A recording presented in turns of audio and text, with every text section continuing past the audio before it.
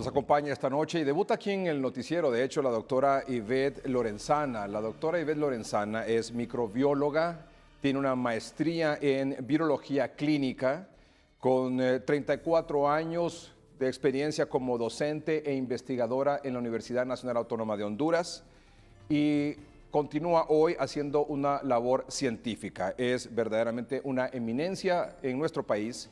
Y yo estoy muy contento y el noticiero está muy contento que la doctora Ivette Lorenzana nos dé unos minutos de su tiempo esta noche para hablarnos sobre este tema. Doctora, bienvenida. Buenas noches, Edgardo Melgar. Muchísimas gracias por la invitación. Para mí es un gusto poder compartir con ustedes y un saludo a su enorme teleaudiencia. Muchas gracias, doctora. La primera pregunta es, desde su punto de vista y por su experiencia, ¿a qué nos estamos enfrentando en este momento? ¿Cómo podría usted describirlo? Bueno, nos estamos enfrentando, como es del conocimiento de todos, a una escasez de pruebas de diagnóstico que hay que seguir educando al público para que puedan comprender que la prueba de diagnóstico definitiva y confirmatoria es el PCR. A veces se intercambian estos conceptos entre PCR y prueba rápida. El PCR es una prueba molecular de cierto grado de complejidad y comentarle que todo empieza y todo termina con el PCR, porque para detectar un caso hay que hacer una prueba de PCR. Para investigar los contactos que ha tenido esa paciente que sale positivo hay que hacerle un PCR. Y para definir si ese paciente sale de alta y si es un paciente recuperado, también hay que hacerle un PCR.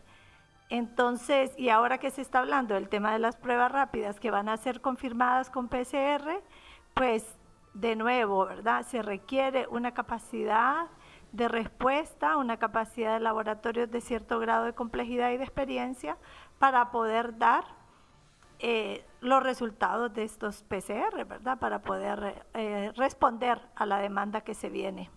Doctora Lorenzana, hablando precisamente de eso, de la demanda que se viene, no solo de los pacientes que eventualmente sean asintomáticos o confirmados, sino de la ciudadanía en general. Estoy seguro que usted ha escuchado o la han buscado para decirle inmediatamente que se estén haciendo estas pruebas rápidas o que los laboratorios privados estén haciendo estos PCR. Yo quiero apuntarme y quiero hacerme esas pruebas. ¿Es así?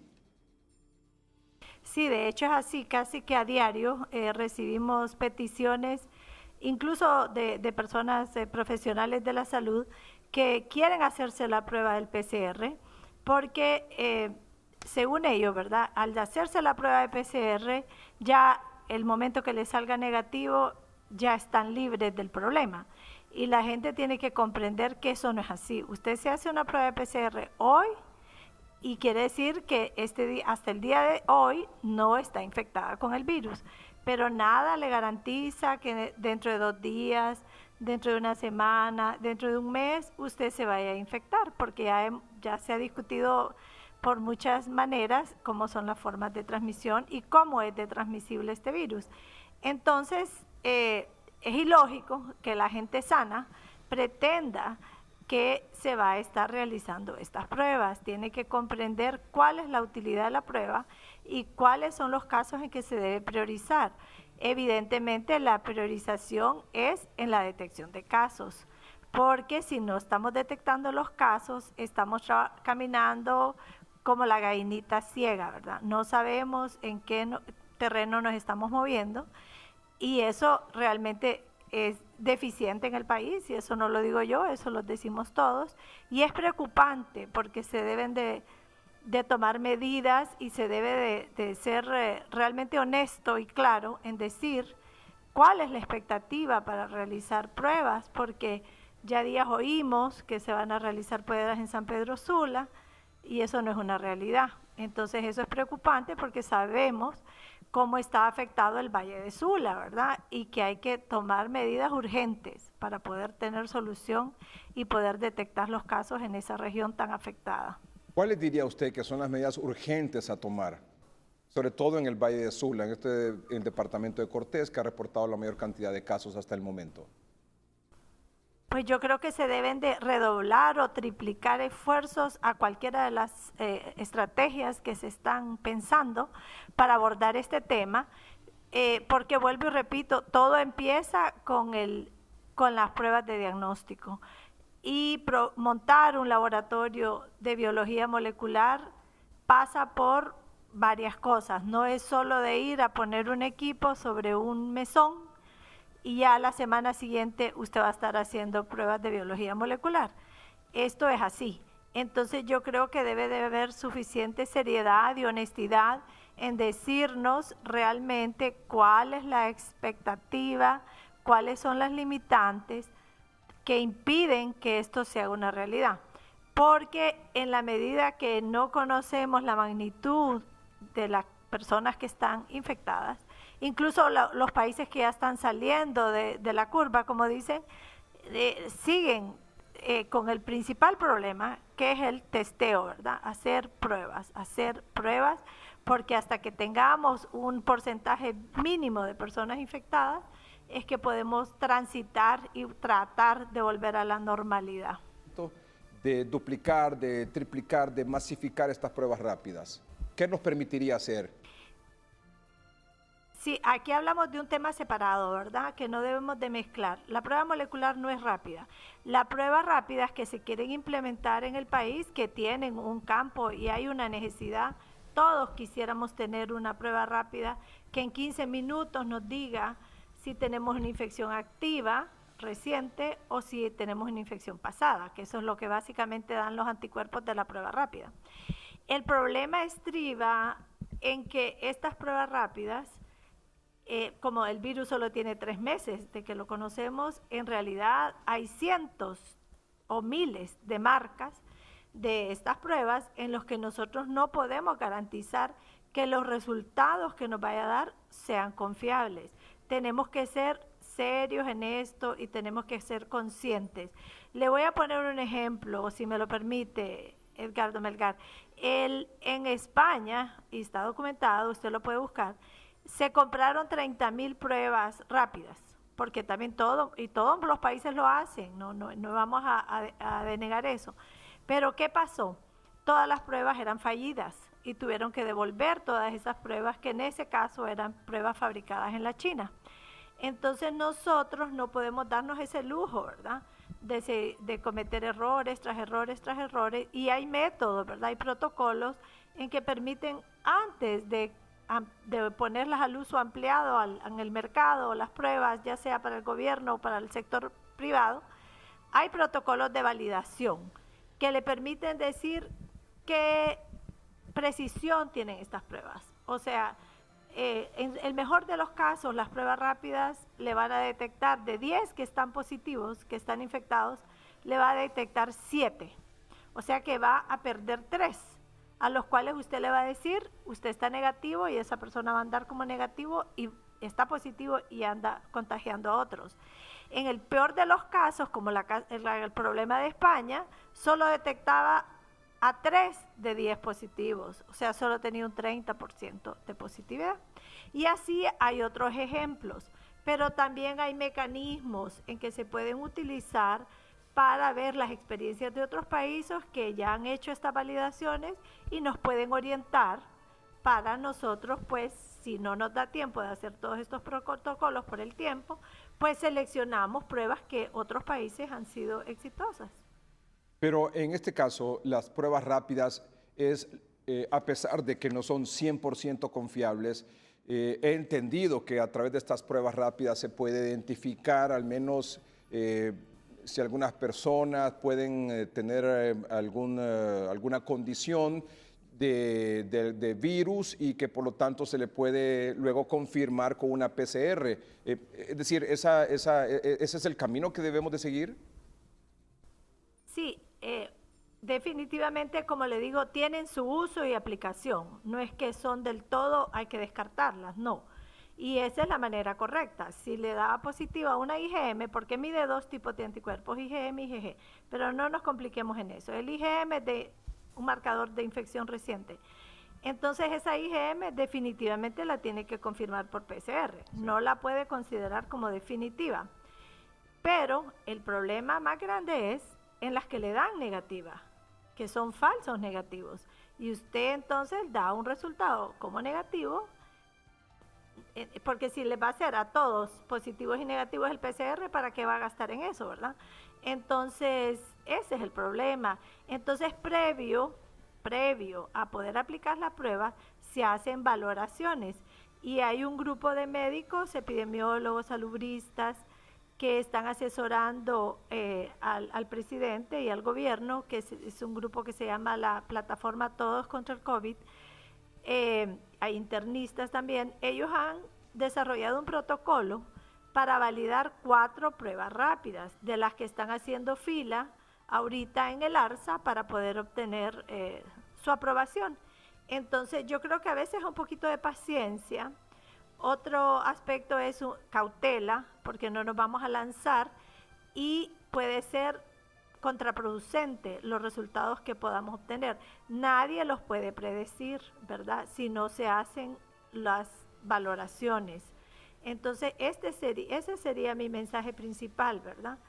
Luego, eventualmente, tal vez un poco complicado mencionarlo, pero no veo por qué no, su público es bastante ávido a aprender, es que van a venir las pruebas de antígeno. Esas van a venir, así como hay una prueba de antígeno para dengue. Entonces esa va a venir a ser en cierta forma equivalente al PCR. Nunca lo va a equiparar, nunca, porque la sensibilidad de las pruebas moleculares es altísima.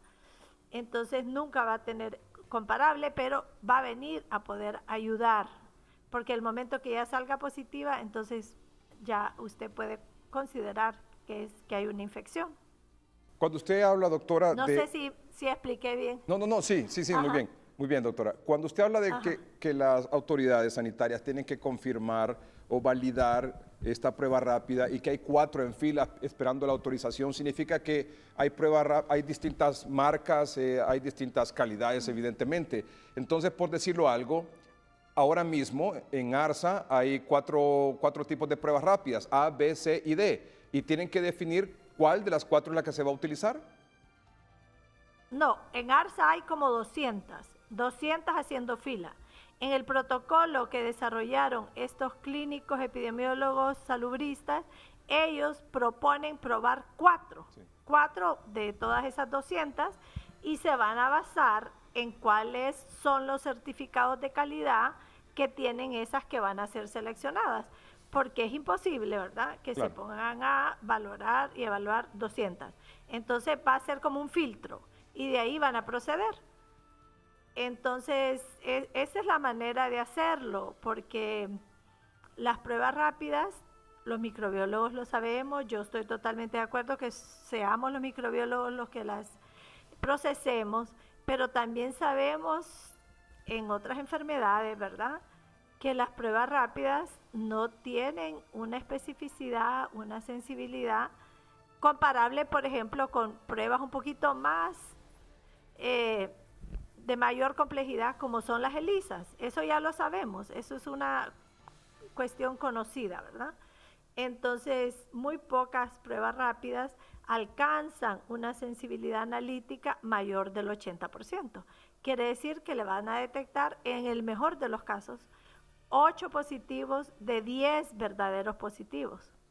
Es importante tener claro yo eso. Lo que quiero, sí, claro, porque si no, usted tiene que tener el impacto de los que usted está reportando como que no están infectados, estando infectados. Y no es culpa de que hace la prueba, es situación de la calidad de los productos, de las pruebas. Yo comentaba con amistades y les decía, esto es como los teléfonos chinos. Los teléfonos chinos, hay teléfonos chinos descartables, prácticamente se usan una semana y los botan, así como también hay teléfonos chinos buenísimos, ¿verdad?, que se comparan con los mejores. Es prácticamente, esa es la analogía más clara que le puedo hacer, ¿verdad? Entonces, mi mensaje es, hay que tener cautela, hay que tener entendimiento de que la prueba PCR es para detectar si una persona está infectada en el momento y se debe de usar para gente que tiene síntomas o los contactos de estas personas. Y luego para cuando estén recuperados. Y las pruebas de anticuerpos pueden servir para estudios poblacionales, estudios de cero prevalencia, pero por favorcito, ¿verdad?, usemos la mejor prueba posible. No tenemos por qué nosotros conformarnos con lo que haya, ¿verdad? Sino que podemos seleccionar algo que vayamos a tener mejores resultados. ¿Y cuándo vamos a tener definido cuál es la prueba rápida que se va a utilizar en el país? Ese estudio que como le comento, es de estos doctores que me han compartido y en alguna manera se les va a apoyar. Creo que esto va a ser en cuestión de 2 semanas. Eso se puede hacer rápido. Son valoraciones rápidas que si se cuenta con toda la logística, la infraestructura, se puede hacer. Yo tengo entendido que ARSA les ha pedido a todas estas compañías que están solicitando la autorización, les ha pedido 100 pruebas para valorarlas. Y eso es una buena idea. Eso es algo que si una persona va a comercializar esta prueba, pues bien puede otorgar 100 para que sean valoradas acá. Y una vez que se tenga, póngale en 10 días, 15 días, que se tenga ya definida cuál es la prueba rápida que se va a utilizar, evidentemente no hay ningún proveedor que tenga aquí una bodega llena con esa porque no se sabe cuál es. Exacto, porque como esto estaba cerrado, esto no se había aprobado, entonces ningún proveedor, sin saber si su prueba va a ser seleccionada o si se va a abrir el mercado para cualquier prueba, lo cual sería un error, no va a tener 30,000 pruebas guardadas ahí para que después no se le vendan. También yo estaba leyendo una noticia ahorita, que como uno lee de todo, ¿verdad?, que ya la próxima semana el gobierno va a empezar a aplicar 10,000 pruebas semanales o algo así. No sé, porque entonces tampoco sabría decir qué criterio usó para seleccionar la prueba con que va a hacer esos estudios. Aplica para todo mundo. Tienen que saber que la prueba que se vaya a aplicar sea de las mejores, con precisiones analíticas comprobadas, para que los resultados también sean de calidad. Entonces estamos hablando que una vez que se defina la prueba rápida que se va a utilizar, que eso puede tomar 10, 15 días, luego entonces hay que ir a buscar esas pruebas rápidas en el mercado internacional. ¿Dónde está? Está aquí en América, está en Europa, y que venga aquí para comenzarlas a utilizar. Sí, por ejemplo, para aclarar también, Estados Unidos tiene 2, hasta donde yo leí, 2 pruebas rápidas que están aprobadas por el FDA, que es una bastante garantía. Pero esas pruebas rápidas son de uso exclusivo para el pueblo norteamericano, no, para consumo interno. Entonces esas no podemos ni de broma soñar que las vamos a poder obtener. Pero hay otros países, ¿verdad?, que sí tienen y que ya las han valorado, pero claro, vienen de Brasil, de Australia, de Canadá, del mismo China, ¿verdad?, Corea. Entonces sí, tendría que generalmente los proveedores tienen una buena relación con su suplidor, entonces yo me imagino que rápidamente pues pueden poner la orden, y como esto es una emergencia, se las pueden tener acá en cuestión de días. Eso es lo que yo soñaría a que se diera. ¿Hace cuánto tiempo debió hacerse esto, doctora? Bueno, de las pruebas rápidas, esto ya días está sonando, y créame, no es una cosa que solo nos está pasando a nosotros en Honduras. Como le conté, la situación de España, incluso el Reino Unido ahorita invirtió 1.6 millones de libras esterlinas en pruebas de ELISA, que supuestamente son más confiables, de mejor desempeño, y fueron fallidas también. O sea, a todo mundo nos ha estado pasando porque ha sido un proceso de aprendizaje, ¿verdad? Lo que yo sí no quisiera es que siguiéramos dando tumbos, ¿verdad? Dando tumbos, errores, sino que ya de las experiencias aprendidas pues vayamos por algo más seguro, ¿verdad? Mientras más temprano hubiera empezado, pues tal vez ya estaríamos en un proceso más avanzado. Pero yo creo que todavía estaríamos a tiempo mientras se hagan las cosas en una forma científica y que den resultados que se puedan ser analizados, o sea, para poder tomar una decisión. Claro, o sea que esas pruebas rápidas que se han estado haciendo por algunos centros hospitalarios actualmente en el país, no son pruebas rápidas que usted diría ese resultado es 100% confiable. Pues a mí también me han solicitado cierto apoyo y asesoría. No está todo perdido, ¿verdad? Yo les sugiero a ellos que hagan un pequeño experimento de que tomen sus pacientes que son COVID positivos, que le tomen muestra, porque también los anticuerpos aparecen a los 7 días, que les tomen muestras consecutivas y que tomen pacientes normales, sanos, y que las corran.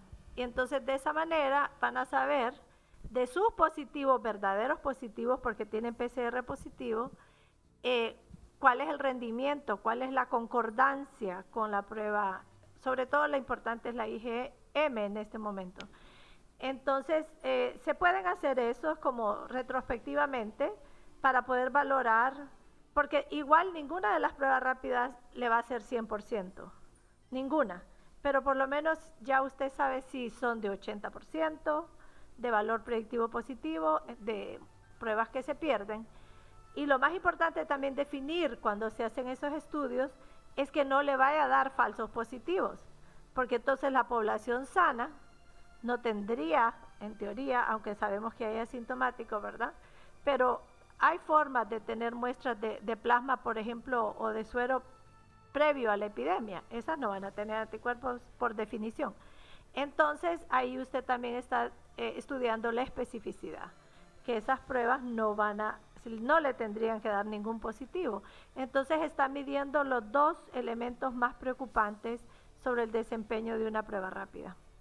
Doctora, entre que se valide la prueba rápida a través de esta plataforma de expertos en el área y luego que se pida, podemos estar hablando de que esa prueba rápida validada por las autoridades y por los expertos podría comenzarse a aplicar en un mes.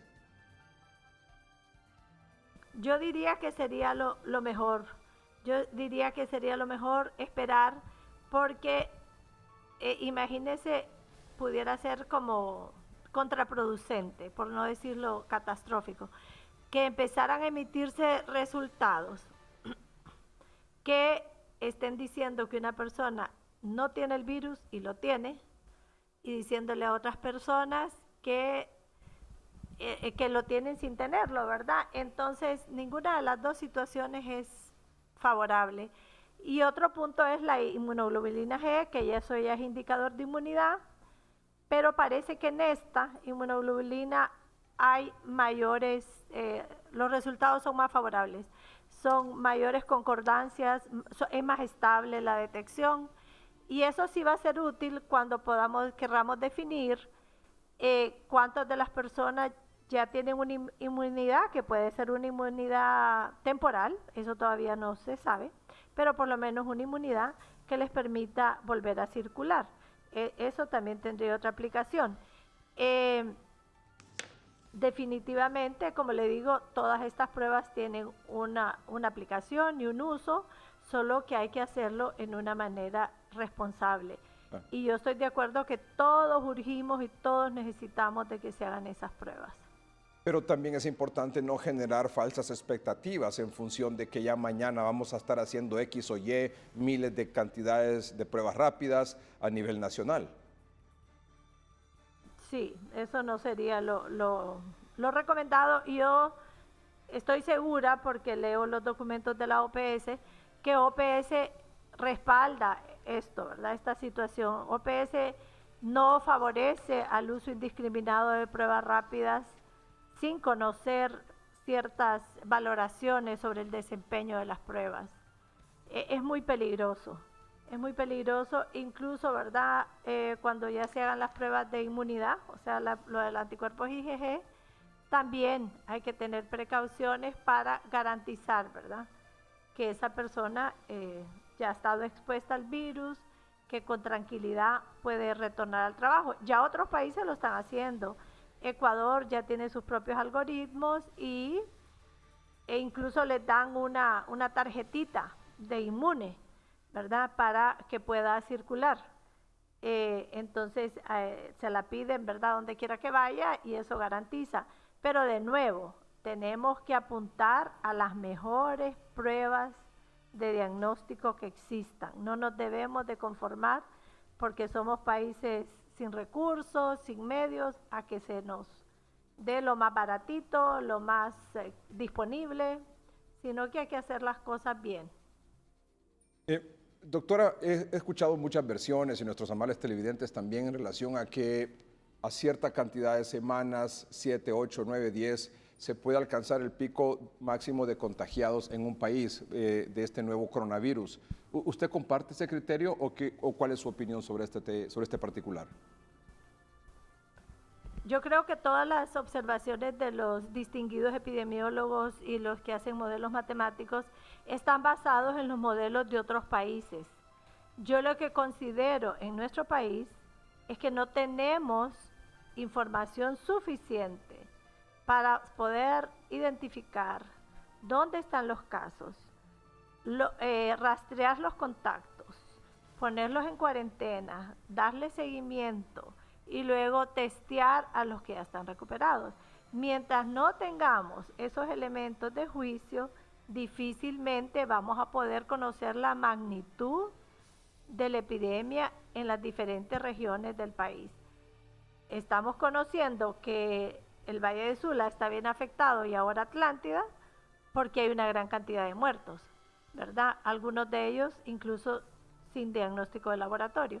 Entonces, yo sé que está difícil el obtener los reactivos de laboratorio, hay una escasez mundial tremenda, eso es cierto, y todos los países están bien angustiados y bien abrumados con tener reactivos de laboratorio, eso es cierto. Pero yo creo que mi mensaje será que nos unamos, ¿verdad? Que nos unamos como hondureños, que nos unamos con los países amigos y que buscamos las alternativas de solución para allá, para mañana, para tener esa capacidad instalada real, ¿verdad? Real, que podamos decirle a la gente honestamente qué es la expectativa que tenemos para poder llegar a lo tan ansiado 500 pruebas diarias, ¿verdad? Eso, y que no tengamos pacientes en cola, que se les esté dando los resultados, muestras que fueron tomadas hace 7 días.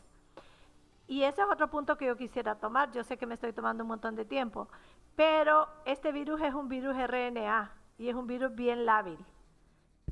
Todos los que conocen de DNA y RNA van a estar de acuerdo conmigo. Y si este virus es transportado desde Ocotepeque, desde Copán, y no se sigue una estricta cadena frío, el virus lo vamos a perder, el virus no lo vamos a poder detectar. Es un virus que prácticamente que se destruye, que se deshace con la simple manipulación, por ejemplo, con las manos. Es bien lábil. Y otro punto es que la calidad de la muestra que se colecte debe ser una buena calidad de muestra. Y entonces yo sugeriría que la Secretaría de Salud esté pasando videos constantemente a todos los niveles que colectan muestras, porque de una buena muestra depende un buen diagnóstico. En otros países están tomando un hisopo de la fosa nasal 1, de la 2 y de la orofaringe y lo meten en un mismo tubo para aumentar las posibilidades de tener un diagnóstico certero, ¿verdad? Y preciso. Yo siempre me pregunto y siempre me he preguntado cuando he trabajado en otros virus, ¿qué pasa con ese montón de casos negativos? ¿Por qué tenemos tanto negativos si clínicamente el paciente es típico que tenga COVID? ¿Verdad? Entonces hay que empezarse a hacer todo ese tipo de preguntas, hay que empezar a cuidar la calidad, la cadena fría y muchos otros aspectos que nos van a ayudar, ¿verdad?, a no estar desperdiciando los escasos recursos que tenemos. Tengo un par de preguntas más para ustedes sobre la importancia de que los laboratorios privados incorporen a hacer las pruebas ya PCR, que son las que confirman el nuevo coronavirus en un paciente. Estamos hablando con la doctora Ivette Lorenzana, es microbióloga con una maestría en virología clínica, con más de 34 años de experiencia como docente e investigadora en la Universidad Nacional Autónoma de Honduras. Ahora es investigadora independiente. Doctora, nosotros aquí en el noticiero hoy mismo, usted sabe, hemos impulsado que los laboratorios privados puedan ser avalados por las autoridades de gobierno para que se incorporen a hacer más pruebas de PCR. ¿Cómo va eso?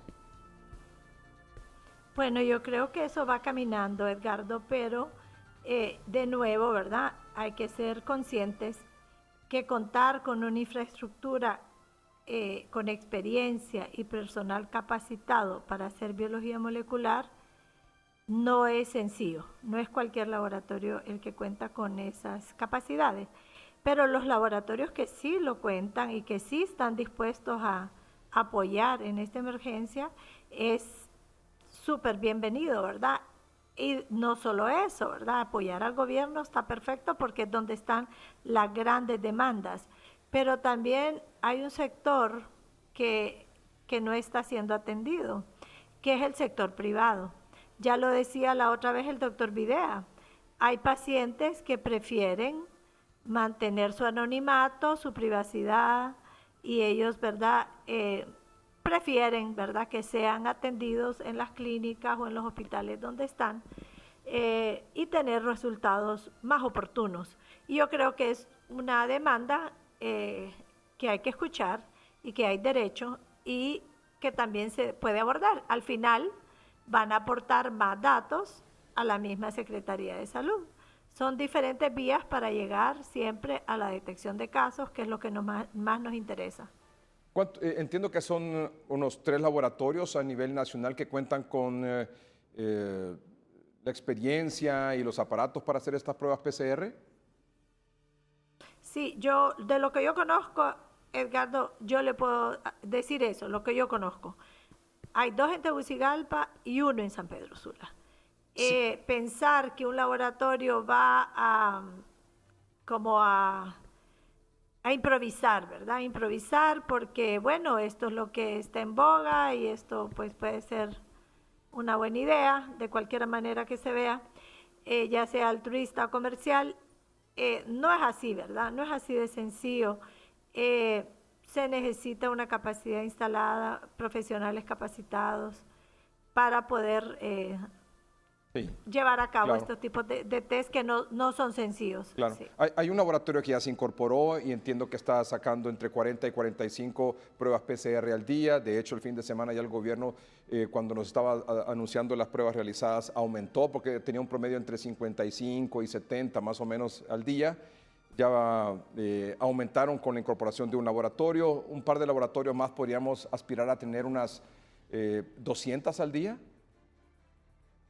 Sí, ojalá, ¿verdad? Todo depende de qué tan listos estén los laboratorios, ¿verdad? Para poder asumir ese compromiso, porque es un compromiso.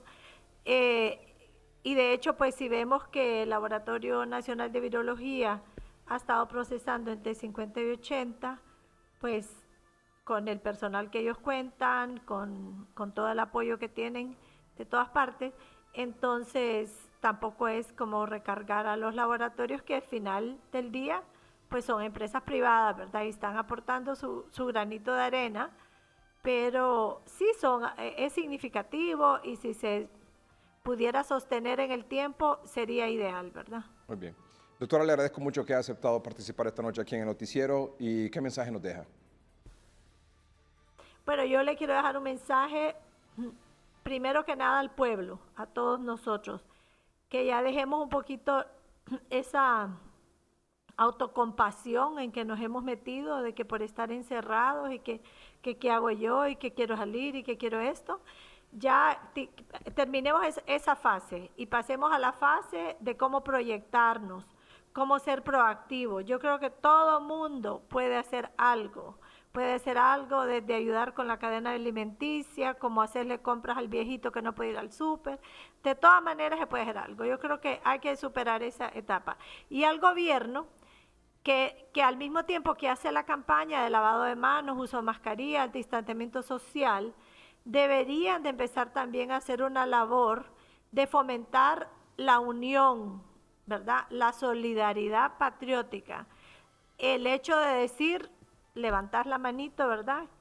Y eso aplicable desde el interno del gobierno y decir, ¿saben qué? Yo en esto yo necesito un poquito de apoyo.